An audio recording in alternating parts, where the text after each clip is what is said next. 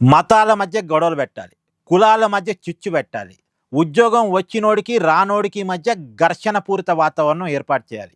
ఇది జగన్ చేస్తున్న ప్రయత్నం.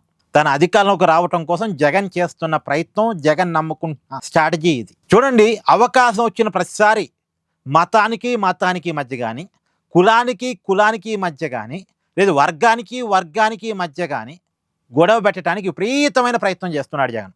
ఆ మధ్యలో ఒక పాస్టర్ రోడ్డు ప్రమాదంలో చనిపోతే దాన్ని 2 మతాల మధ్య ఇష్యూగా మార్చడానికి ఎంత ప్రయత్నం జరిగిందో మీకు తెలుసుగా. కందుకూరులో ఒక 2 వ్యక్తుల మధ్య గొడవ జరిగితే ఒక వ్యక్తి ఇంకొక వ్యక్తిని చంపేస్తే దాన్ని కులాల మధ్య గొడవగా మార్చడం కోసం ఎంత ప్రయత్నం జరిగిందో మీ అందరికి గుర్తుందిగా. కమ్మ కాపుల మధ్య తగాద పెట్టాలని, దానివల్ల టీడీపీ జనసేన విడిపోతాయని ఎన్ని ప్రయత్నాలు చేస్తున్నాడో చూస్తూనే ఉన్నారుగా. ఇప్పుడు ఉద్యోగం వచ్చిన వాడికి ఉద్యోగం రాని వాడికి మధ్య గొడవ పెట్టడం కోసం ఒక ప్రయత్నం. మెగా డిఎస్సీలో అక్రమాలు జరిగాయని ఆధారాలు లేకుండా ఇష్టం వచ్చినట్టుగా మాట్లాడే ప్రయత్నం చేయటం. నిజంగా ఆధారాలు ఉంటే కోర్టుకి వెళ్ళొచ్చు, కోర్టు ద్వారా సిబిఐ ఎంక్వైరీ చేయించవచ్చు, కోర్టు ద్వారా అక్రమాలు నెగ్గు తేల్చవచ్చు, అవకాశం ఉంది. కానీ అది చేయట వీధి పోరాటం, రాజకీయ పోరాటం. ఇలా ప్రచారం చేసుకుంటూ పోతే ఒకరోజు కాకపోతే ఒకరోజు, కొంతమంది కాకపోతే కొంతమంది అభ్యర్థులు వాళ్ళ మాయలో పడతారు కదా అనేటువంటిది వైసీపీ ప్రయత్నం. ఫస్ట్ పేపర్ లీక్ అని స్టార్ట్ చేశారు, జనం నమ్మలేదు.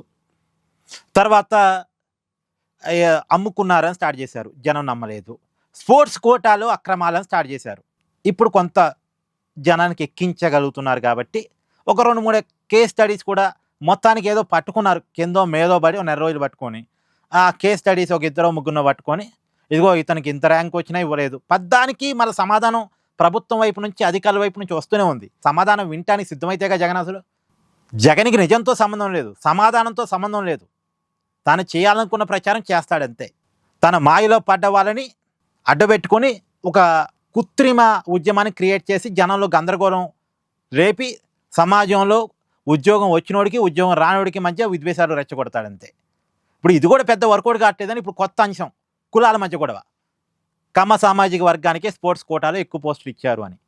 ఎన్ని పోస్టులు అయ్యా ఇచ్చిందంటే 382 పోస్టులు, 9 పోస్టులే. ఇది లెక్క, కరెక్ట్ అయిన లెక్క. 9 పోస్టులే కమ్మ సమాజ వర్గానికి వచ్చినాయి. మరి రెడ్డి సమాజ వర్గానికి 10 వచ్చినాయి, కాపు సమాజ వర్గానికి 16 వచ్చినాయి, బ్రాహ్మణ, ఆర్యవైశ్య, క్షత్రియ వీళ్ళకి 6 వచ్చినాయి, బీసీలకి 196 వచ్చినాయి, ఎస్టీలకి 29 వచ్చినాయి, ఎస్సీలకి గ్రేడ్ 3 కింద 72, గ్రేడ్ 2 కింద 38, గ్రేడ్ 3 కింద 3 వచ్చాయి. అంటే అంకెలన్నీ ఉన్నాయి, కళ్ళ ముందు ఉన్నాయి.